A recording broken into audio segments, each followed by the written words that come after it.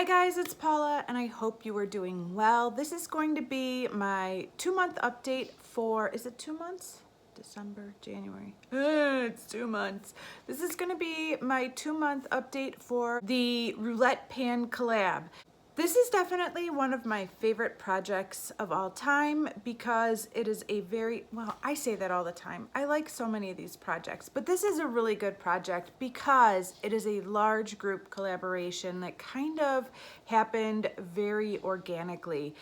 It started out with my friends Alexi and Rebecca working together on a little project between friends, and it has grown to be this gigantic project that every project panner wants to get in on. And when they opened it up to all of us, we jumped.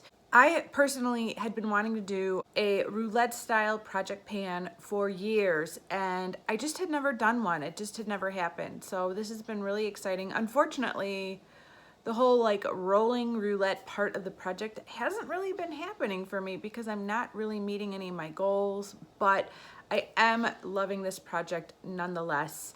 There are 6 products in this project and I have goals set for all of them. We were given 50 different like qualifiers. For example, an item from a sub box, a subscription box, a product in loose form. There was a list of 50 of those. We drew 6 numbers using random.org and then we matched products from our stash to those like qualifiers. So I've had 6 products in this project. Nothing is rolled out yet. Nothing is rolled in. Some of these products I am using very, very consistently and others not so much, but let's take it from the top. I think I'm gonna go from my most used product to my least used product and then kind of discuss where to go from there. By the way, this project has been done in rounds. This is round 4 for Alexi and Rebecca. This is round 2 for many of the rest of us. This is my second round. The rounds only last 4 months, which is a nice time frame. It's good enough to make some good progress on an item, especially if you're actually using the item, but not so long that you get sick of it. So this round will go till March 5th, and then it'll start up again either like at the end of March or beginning of whatever month comes after March, April.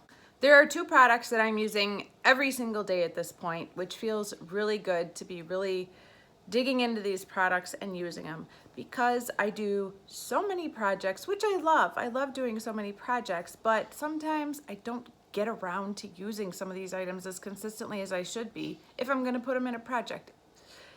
But 2 products I've been using every day consistently, and I am seeing the results from that usage. The first one is this Too Faced Festival Refresh setting spray. It's all mixed up because I just sprayed it seconds ago.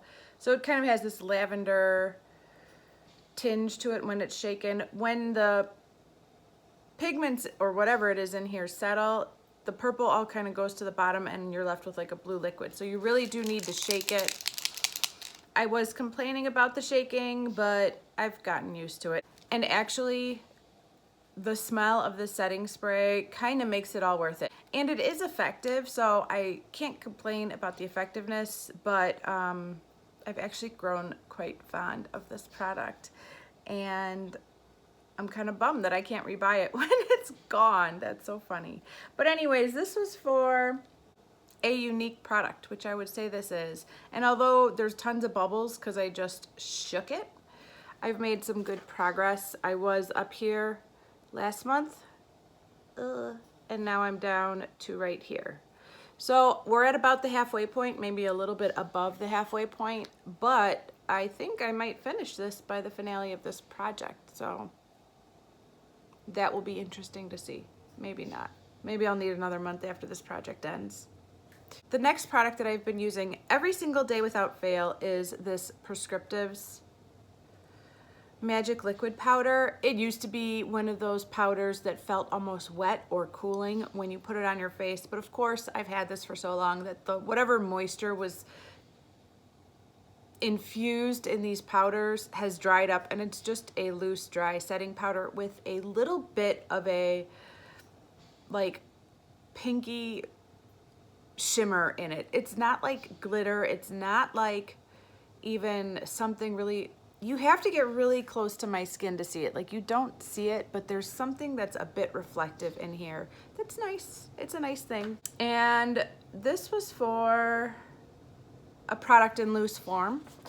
And I'm really glad I put this in here because I'm making good progress on it, and I think I should be able to finish this by the end of this round, which would be great.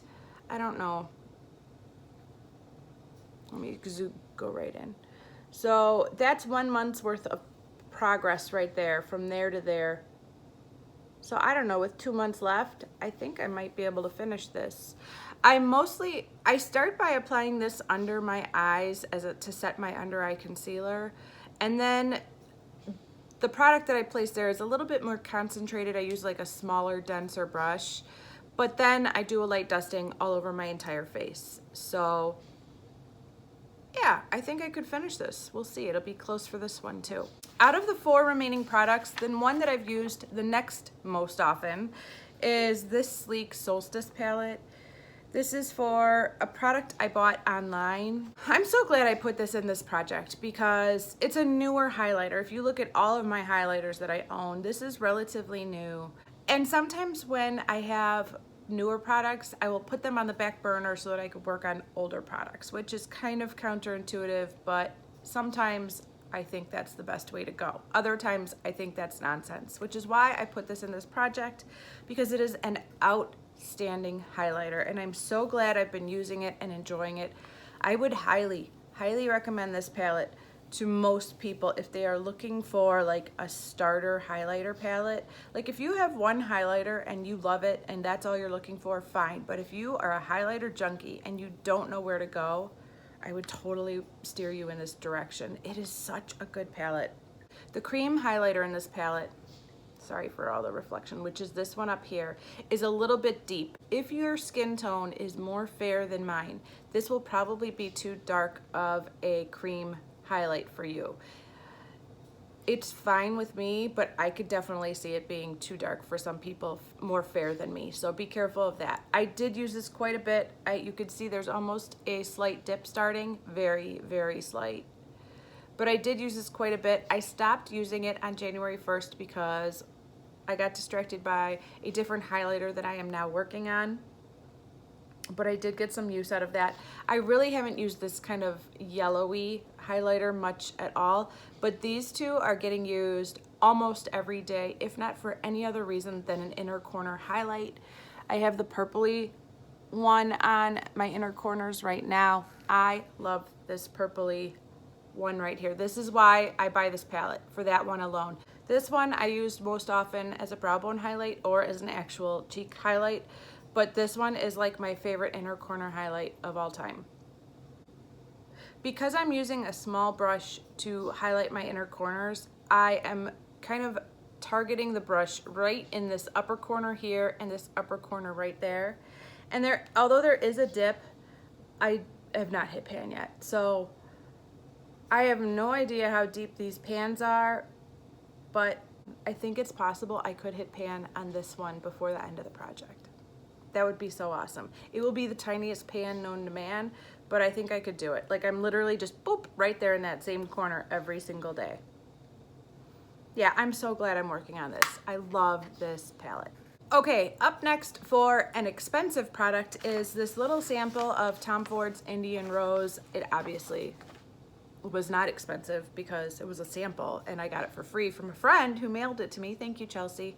But if I were to buy the full size of this little guy, it would be very expensive for a lipstick. Now, when I look at all of the lip products I have in Project Pans, it is truly only a fraction of what I own. And the nice thing about having a lot of lip products is that it does give me quite a bit of variety. So if I'm looking for a pinky nude, I got it. If I'm looking for a liquid lipstick, I got it. If I'm looking for a lip gloss, I got it. If I'm looking for a creamy bullet that's a little bit deeper, I got it. Like, I have something for everything. And I do like to do that. I'm not the kind of person that's going to wear the exact same lipstick every day, regardless of whether I'm wearing cool toned eyeshadow, warm toned eyeshadow, a pinky blush, an orangey blush. Like, part of the fun of putting makeup on is working with colors and trying to get the most cohesive look possible, regardless of the fact that I'm a project panner.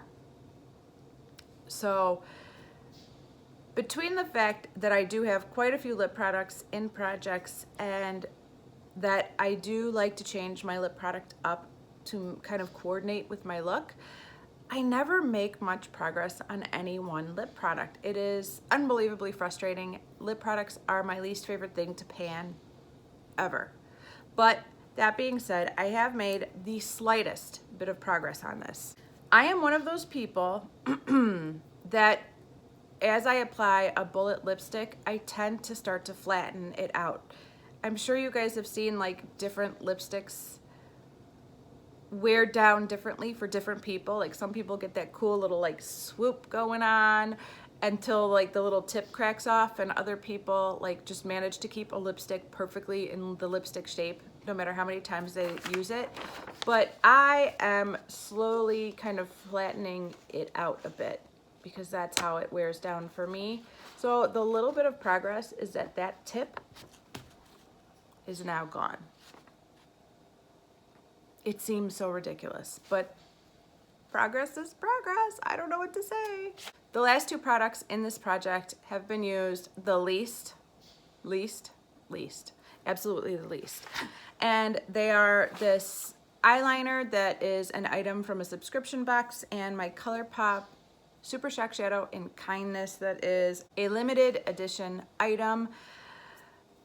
I wish I was using these more. I did use them today. I absolutely love this look. Every time I do this look, I absolutely love it. And I think I gotta do this more. And then I don't. I don't know. Maybe this is the month that this will change. I would really like to make some real progress on this because this is just starting to kind of piss me off, to be honest with you. Like, come on, really? Okay, so today's the first day I've used these since the last update, which was the last time I used these. And I love this look. The difference here is that with this look today, I did also use two eyeshadows that are in my Pan That palette and two other eyeshadows that are in a different project that I haven't introduced yet. It's coming. So at least I'm not just using these two alone and ignoring all the other items that are in my Pan That palette.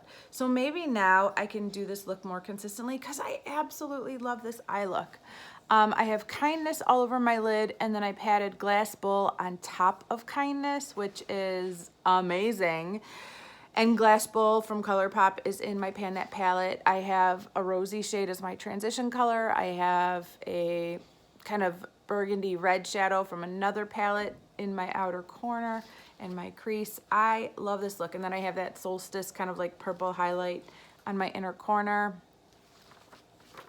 I think this is the month where I'm actually going to do this look more consistently. I say that every month, but this is the month. So let me show you Kindness really quickly. It looks basically the same. This is a shadow that I had previously hit pan on. Then I repressed it, so the pan is gone, and my goal is to ultimately hit pan again. And you could kind of see the little button in the center starting to show through, so maybe I'm not that far away. With this highlighter, there is literally no measurable progress. Nothing. So I have decided that I want to use this until... Should I make this my everyday look?